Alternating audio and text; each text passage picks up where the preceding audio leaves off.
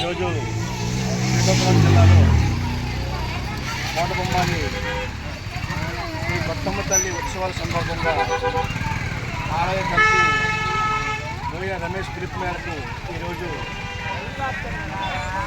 ఈ sand art ఈ భారీ సైకిల్ శిల్పం ఇరుముగా 10 అడుగులు హైట్ ఉంటుంది. 3 టిప్పర్లతో విస్తృతి చేశారు. ఈ భారీ శిల్పం వాళ్ళు అనుగ్రహంతో ఈరోజు ఇక్కడ వేయడం జరిగింది. ప్రతి సంవత్సరం ఇక్కడ బ్రహ్మాండమైన కొత్తమ్మ తల్లి ఉత్సవాలు గ్రాండ్గా జరుగుతుంటాయి.